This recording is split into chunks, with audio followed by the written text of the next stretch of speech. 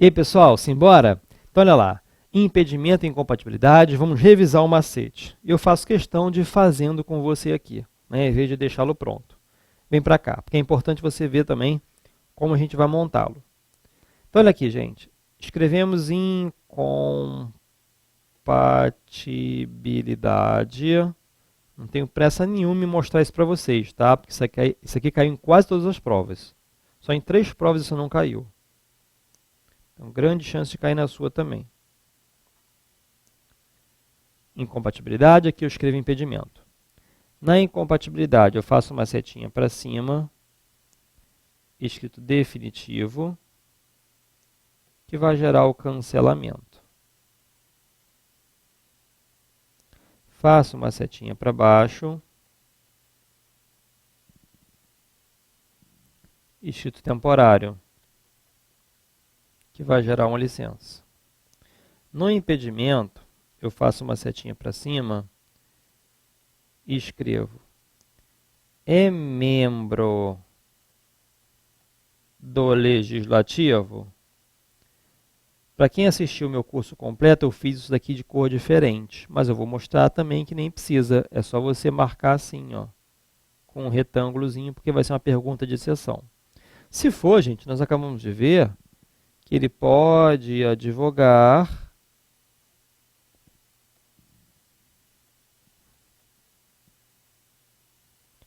menos contra ou a favor da administração pública. Faço uma setinha para baixo, escrito sobra. Tudo que sobrar vem para cá. Neste caso, também pode advogar, porque é impedido, né?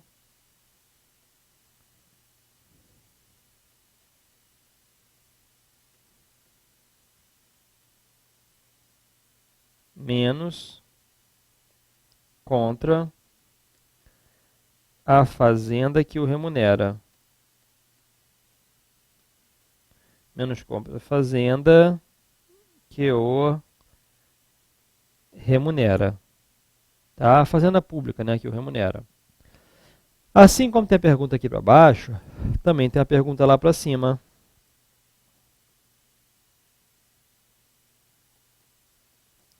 É do judiciário ou é de cartório extrajudicial, é policial, é militar, é fiscal ou é gerente? Gerente de banco, né? E para fechar o macete, eu escrevo aqui, ó, na frente da incompatibilidade, eu escrevo o nome dele, alto escalão, e aqui embaixo eu escrevo baixo escalão. Tá bom? Pessoal, vocês precisam estudar ética até chegar àquele ponto. Ai, não aguento mais ouvir isso. Maravilha, ótimo, é isso que eu quero. Para que vocês realmente façam a prova como se fossem aí realmente professores da matéria. Com toda a segurança, vocês vão fazer a prova. Tá? Bom, gente, olha só. Esse macete aqui, ó, serve para resolver aquele tipo de questão que sempre cai em prova. O advogado foi eleito prefeito, o advogado foi eleito vereador, o advogado passou num concurso para delegado de polícia. Como é que vai ficar a situação dele na OAB em relação à sua inscrição? Olha aqui, gente, letra A, B, C ou D. Ou ele vai ter que cancelar, ou ele vai pedir uma licença, ou ele pode advogar menos contra ou a favor da administração pública, ou eles podem advogar menos contra a fazenda que o remunera. Tá? Bom, o primeiro passo para a gente entrar no macete é verificar se aquele cargo, atividade ou função que será pedido na sua prova, se lá eles ocupam cargos de alto ou baixo escalão. Então, por exemplo, se perguntarem, o advogado foi eleito presidente da República. Gente, presidente da República, lá no Executivo, é um cargo de alto ou baixo escalão? Alto. Só que sempre que você achar que é alto escalão, faça a pergunta de baixo para ver se você arrasta para baixo. Essas duas perguntas servem para isso. Sempre que você achar que é alto escalão, faz a pergunta de baixo. é membro do Legislativo? Para ver se você arrasta para baixo. E sempre que você achar que é baixo escalão, faz a pergunta de cima. É do Judiciário, Cartório Policial, Militar, Fiscal, Gerente de Banco? Então vamos fazer? Vamos revisar isso aqui? Ó. Olha lá, gente. Presidente da República é um cargo de alto ou baixo escalão? Alto. É membro do Legislativo? Não. Então fica lá em cima. Definitivo ou temporário? Temporário, licença. Perceberam? Mandato eletivo, 4 anos, no máximo mais 4, é uma coisa temporária. E se o advogado agora passar um concurso para técnico judiciário? Lá no judiciário tem os magistrados e tem os servidores. Os servidores ocupam cargos de baixo escalão. Então, técnico do judiciário é baixo escalão.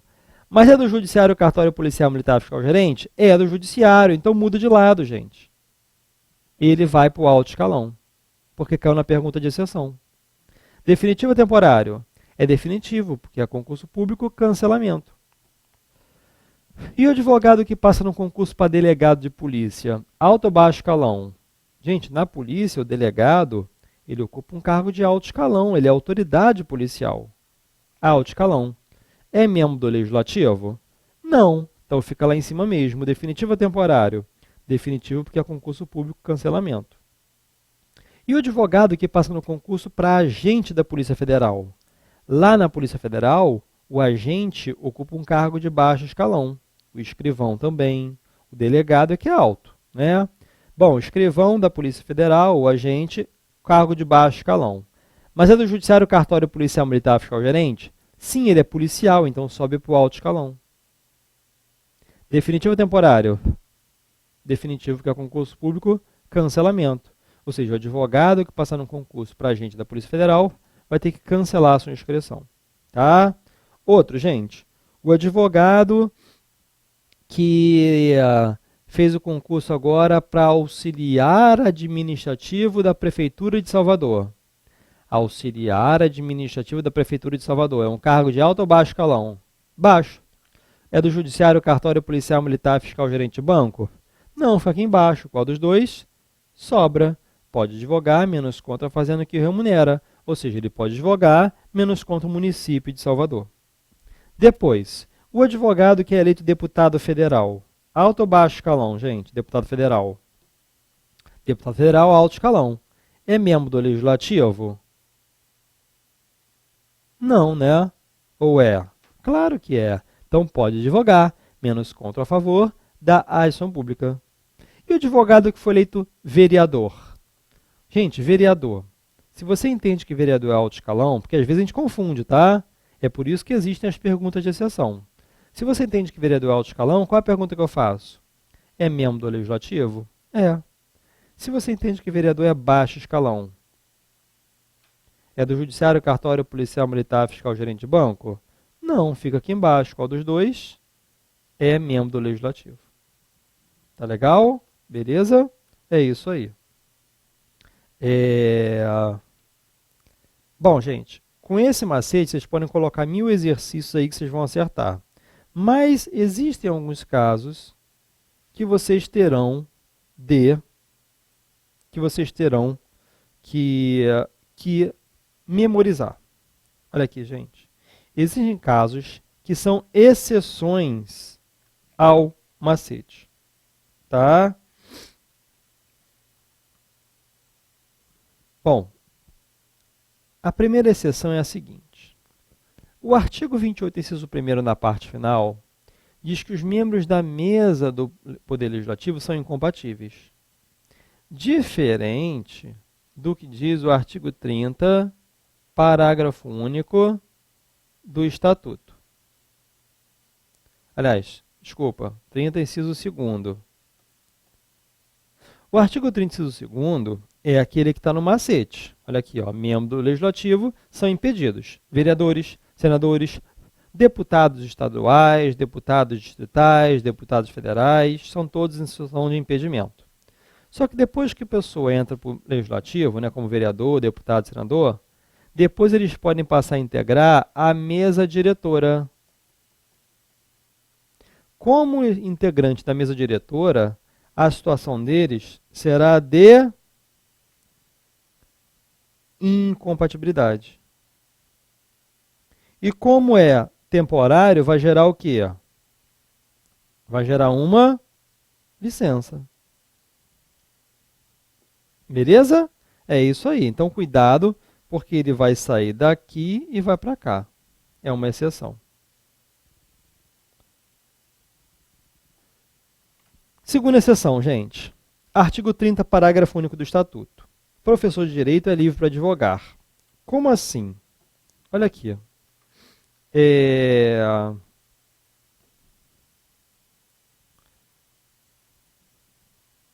Vamos colocar um exemplo. Os professores públicos, em regra, eles vão ficar na sobra.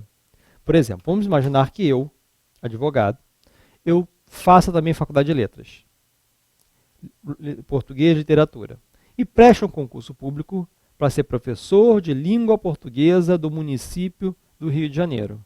Será que eu posso advogar? Vamos ver. Olha aqui, ó. Professor de língua portuguesa do município, é um cargo de alto ou baixo escalão? Baixo. É do judiciário, cartório, policial, militar, fiscal, gerente? Não, fica aqui embaixo. Qual dos dois? Sobra. Tá? O professor de língua portuguesa ele pode advogar menos contra a fazenda que o remunera. Tá legal? Que, aliás, é meu sonho, né? Eu ainda vou fazer a faculdade de letras e ainda vou fazer um concurso público para professor de língua portuguesa do município. Tá legal? É baixo escalão, mas eu quero. Eu amo isso. Tá legal? De verdade, brincadeiras à parte, mas eu sou apaixonado por língua portuguesa. Tá legal? Enfim, tem que estudar bastante, né? Porque língua portuguesa tem muitos detalhes, enfim. A gente realmente, né? Volta e meia cai em dúvida, tem hífen, não tem, essas regras novas aí agora, como é que ficou? Mas enfim, eu ainda vou fazer a faculdade de letras. Tá legal? Português e literatura. Vem pra cá. Depois do doutorado eu vou fazer isso. Vem pra cá. Olha lá, gente. Assim que eu concluir o doutorado em Direito, eu vou fazer letras. Bom, terceira exceção. Ah, tá, não, olha só. A segunda exceção é a exceção por quê? Porque nós vimos que se o professor público pode advogar menos contra a fazenda que remunera, se for professor público de direito, ele é livre para advogar. Então, se eu, advogado, fizer concurso público para professor de direito de uma universidade federal, tá? O professor de direito de uma universidade federal pode advogar à vontade, tá certo? Para sua prova não há impedimento nem incompatibilidade. Tá legal? Agora, tem autores que entendem, mas ele não poderia advogar contra a própria universidade e tal, mas enfim, gente, para a prova, a letra de lei. Tá legal? Terceira exceção. Olha só, o artigo 28, inciso 3º, vamos à tela, olha lá. O artigo 28, inciso 3º do Estatuto, diz que os diretores de órgãos e entidades da administração pública, eles não podem advogar, são incompatíveis. Só que o parágrafo 2º vem dizendo o seguinte, não é qualquer diretor. Se for um diretor sem poder de decisão, isso tem que estar escrito na prova, tá? Olha só a diferença, se cair na sua prova. O advogado é diretor de uma autarquia federal. Diretor de uma autarquia federal, vamos à tela, vamos ao macete. Diretor, gente, de autarquia federal. Diretoria é alto escalão. É membro do legislativo? Não, fica lá em cima. Diretor, definitivo ou temporário? Temporário, licença. Mas se na prova vier, o advogado é diretor de uma autarquia, vírgula, mas é um diretor sem poder de decisão. Gente, se tiver escrito isso, diretor sem poder de decisão, vocês sabem que não haverá incompatibilidade. Agora, claro que pode restar um impedimento. Né? Digamos que o diretor sem poder de decisão, gente, ele é um diretorzinho. Diretorzinho é alto ou baixo escalão? Baixo. Qual dos dois? Ainda por cima é sobra. Tá legal? Enfim, nada melhor do que uma bobeira para a gente decorar a matéria, né, pessoal? Enfim. Agora, diretor acadêmico de direito também está nessa situação.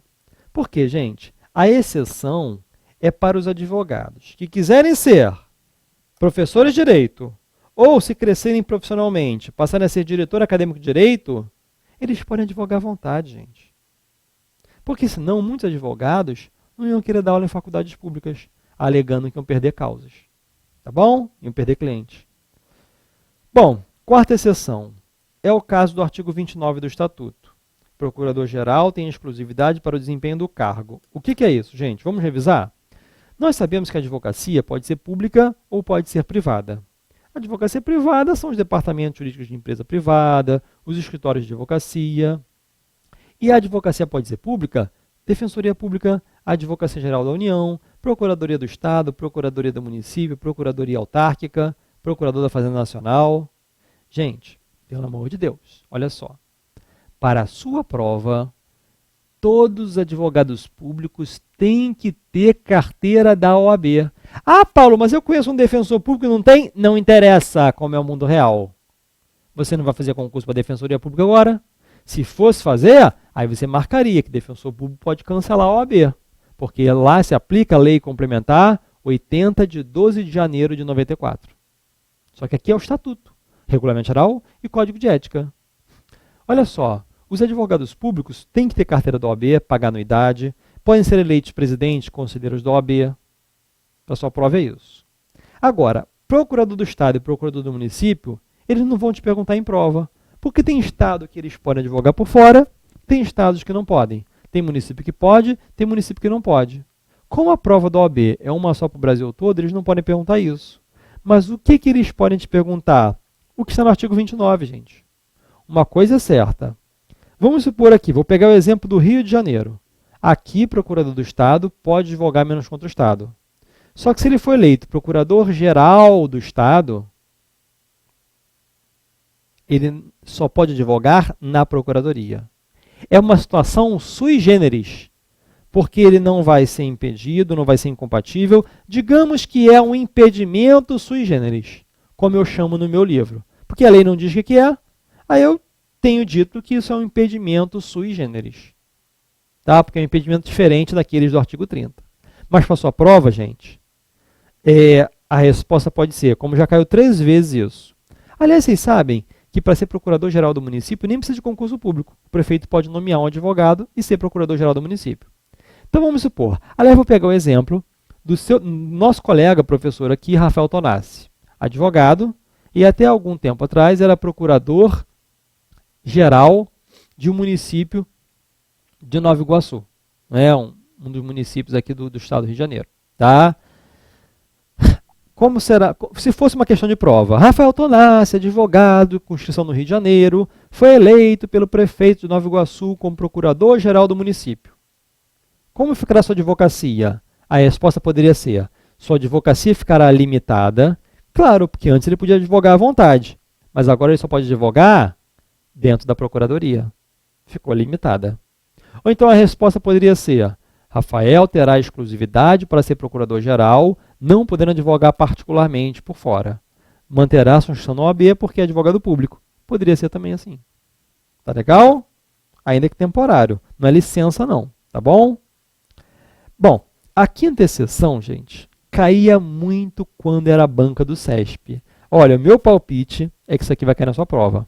Olha, e se cair eu não vi a prova não, pelo amor de Deus, hein?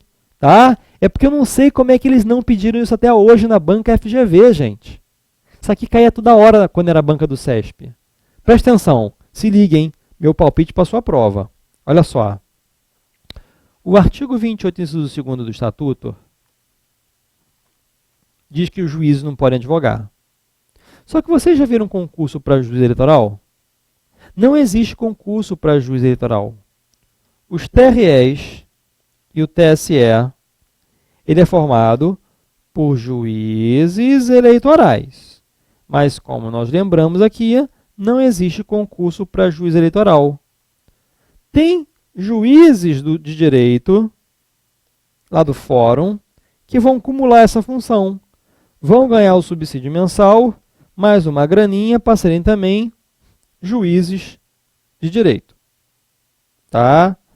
Agora, eles são juízes de direito, vão ganhar mais uma graninha para serem também juízes eleitorais. Só que há vagas para advogados, pessoal. Há vagas para advogados. Ele vai ganhar remuneração para ser juiz eleitoral. Só que pela letra da lei, ele não poderia advogar, teria que fechar o escritório dele. Ou deixar com outros sócios, né? Com os advogados. Olha só, gente, a falta de isonomia entre os agentes da justiça.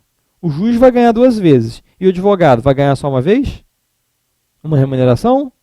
Então, foi proposta uma ação direta de inconstitucionalidade e o STF entendeu que o advogado que é juiz eleitoral pode advogar.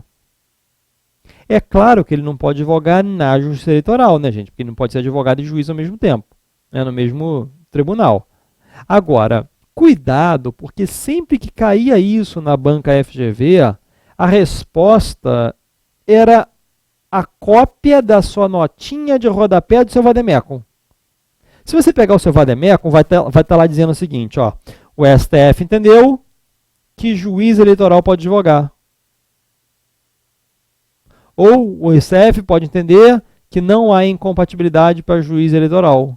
Gente, na verdade, quando a notinha de rodapé do seu vademecum ficou lá, juiz eleitoral pode advogar, gente, isso está errado. Porque, olha só, juízes eleitorais são esses juízes de direito do fórum, que já cancelaram a OAB há muito tempo. Como é que eles vão advogar? Somente o juiz eleitoral que veio da advocacia, ou seja, o que é advogado, é que pode advogar. Mas, muitas das vezes, a gente tem que marcar a resposta errada para ganhar o ponto. Olha só, né? Por incrível que pareça. Então, você não vai discutir com a banca. Se a resposta for o STF entende que juiz eleitoral pode advogar, marque essa daí. Porque certamente eles copiaram esse resumo do entendimento do STF, que nem está muito bem explicado na notinha de vademecum, do rodapé do seu vademecum, mas é essa que você vai marcar. Tá legal? Claro, observe as outras para ver se não tem nenhum absurdo, ou se não tem uma melhor. Tá legal? Muito bem, gente, mas a ideia é essa e se atentem para isso. Tá bom? Aí, a gente começa agora a falar de um assunto que eu tenho certeza que vai cair na sua prova. No mínimo uma questão. Pode ser que venham mais. 2, 3, 4, 5. Direitos do advogado, gente. Nós tivemos uma prova que caíram 8 perguntas só sobre direito do advogado. A FGV adora. Então, eu não tenho a menor dúvida de que o assunto que nós vamos abordar agora vai cair na sua prova. Tá legal? É bem fácil, claro, como toda a nossa matéria, né? E vamos nos atentar mais uma vez para isso. Olha lá, gente. Direitos do advogado. O artigo 6º e o artigo 7º, eles concentram uma boa parte desses direitos. Mas isso não significa que somente esses são direitos do advogado. Porque os direitos do advogado perpassam por todo o estatuto. Quando a gente estuda outros assuntos, a gente acaba estudando também direito do advogado, tipo de inscrição, não deixa de ser um direito do advogado, direito de transferir sua inscrição, né? Na verdade, toda a matéria é direito do advogado, né? Mas eu digo assim, que às vezes já cai 8 questões só sobre esse artigo 6º e 7º. É isso que eu quis dizer. Tá legal? Então vem para cá. Artigo 6º. Não há hierarquia nem subordinação entre advogados, magistrados e membros do Ministério Público, devendo todos tratar-se com consideração e respeito recíprocos. Claro, gente, são 3 os agentes da justiça. Juízes que julgam, membros do Ministério Público que fiscalizam a aplicação da lei e os advogados que postulam. Sem a presença desses 3, de algum desses 3, não há que se falar em justiça. Há uma vez que uma pergunta muito fácil na prova da OAB. Um jovem advogado foi fazer uma audiência e reparou que a mesa do juiz era mais alta do que a mesa dos advogados e perguntou. E o juiz respondeu, porque nós juízes somos hierarquicamente superiores a vocês, advogados. Claro que a resposta dizia que o juiz falou bobagem, que não há hierarquia nenhuma, né? Parágrafo único. As autoridades, vamos à tela? Olha lá. As autoridades, os servidores públicos e os serventuários da justiça devem dispensar ao advogado, no exercício da profissão, tratamento compatível com a dignidade da advocacia e condições adequadas ao seu desempenho. Ou seja, aqui está exatamente aquela questão de o advogado ser bem tratado pelas pessoas com as quais ele se relaciona, mas isso também é uma via de mão dupla, porque o advogado tem o dever também de tratar bem essas pessoas. Tá? É muito simples isso daqui. Aí vamos mergulhar nesse famoso e importantíssimo artigo 7º. Tá? São direitos do advogado. Primeiro, gente, exercer com liberdade a profissão em todo o território nacional. Claro, eu posso advogar no Brasil todo. Só se atente que se eu quiser advogar em 6 ou mais causas em outro estado, né, se passar de 5, ou seja, 6 ou mais, aí eu tenho que ter suplementar. Maravilha? 2. É direito do advogado a inviolabilidade de seu escritório ou local de trabalho, bem como de seus instrumentos de trabalho, de sua correspondência escrita, eletrônica, telefônica e telemática, desde que relativas ao exercício da advocacia. Então, é a inviolabilidade dos meios de trabalho e instrumentos também do advogado. Agora, essa inviolabilidade ela não é absoluta, ou seja, ela é relativa. Por quê? Porque pode haver quebra dela. Olha aqui, nos diz o parágrafo 6º. Presentes indícios de autoria e materialidade da prática de crime por parte do advogado, a autoridade judiciária, cuidado que na prova eles podem botar aqui a autoridade policial, não, é a autoridade judiciária, o juiz e não o delegado. O juiz competente poderá decretar a quebra da inviolabilidade que trata o inciso 2º do caput deste artigo em decisão motivada, expedindo mandado de busca e apreensão, que deve ser específico e pormenorizado, tem que dizer exatamente o que a polícia tem que ir lá pegar na hora que for cumprir esse mandado, e deve ser cumprido na presença de representante da OAB, tá vendo? A ser cumprido na presença de representante da OAB, sendo em qualquer hipótese vedada, ou seja, proibida, a utilização dos documentos, das mídias e dos objetos pertencentes a clientes do advogado averiguado, bem como dos demais instrumentos de trabalho que contêm informações sobre clientes. Então, aqui é proibida a utilização de documentos de clientes, pessoal. Ou seja, a Polícia Federal não pode ficar pegando o que bem entender, não. Agora, tem uma situação que pode sim apreender documento de clientes. É o caso do parágrafo 7º. Olha lá. A ressalva constante do parágrafo 6º desse artigo, ou seja, esse negócio que não pode mexer em documento de cliente, não se estende a clientes do advogado averiguado que estejam sendo formalmente investigados como seus partícipes ou coautores pela prática do mesmo crime que deu causa à quebra da inviolabilidade. Perfeito? É isso aí. Terceiro, é direito do advogado comunicar-se com seus clientes pessoal e reservadamente, ninguém pode ficar ouvindo, mesmo sem procuração, quando eles se acharem presos, detidos ou recolhidos em estabelecimentos civis ou militares, ainda que considerados incomunicáveis. Tá vendo, gente? É o direito do advogado visitar cliente preso, seja onde ele estiver preso, em estabelecimento civil, que são os presídios normais, né, comuns, ou os presídios militares. Certo? 4. É direito do advogado, ó, isso aqui caiu na última prova, hein? Ter a presença, na penúltima, melhor dizendo, ter a presença de representante da OAB quando preso em flagrante por motivo ligado ao exercício da advocacia para a lavratura do auto respectivo sob pena de nulidade. E, nos demais casos, ou seja, quando ele for preso em situação que não tenha nada a ver com a sua profissão, a comunicação expressa seccional da OAB. Olha só, gente. Se o advogado for visitar um cliente preso e levar drogas, ele vai ser preso por tráfico. Como foi no exercício da profissão, porque ele estava indo visitar um cliente preso, tem que ter um representante da OAB, sob pena de nulidade do auto de prisão em flagrante. Tá? Na hora de o delegado lavrar o auto de prisão em flagrante, tem que ter o representante da OAB. Agora, se o advogado chega em casa, tira o terno e vai vender drogas na pracinha, não tem nada a ver com a profissão. Então, basta o delegado, quando estiver lavrando o auto de prisão em flagrante, avisar a OAB. Tá bom? Manda um ofício para a OAB. Foi preso um advogado nessa situação, mas não precisa ninguém da OAB lá na hora. Tá legal?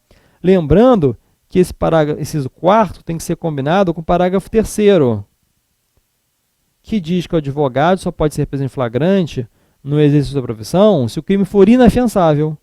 Porque se o crime for afiançável e for no exercício da profissão, não haverá prisão em flagrante. Tá legal? É o que consta no artigo 7º, parágrafo 3º. Beleza? Gente, vamos encerrando aqui esse bloco e no próximo, artigo 7º, inciso 5º.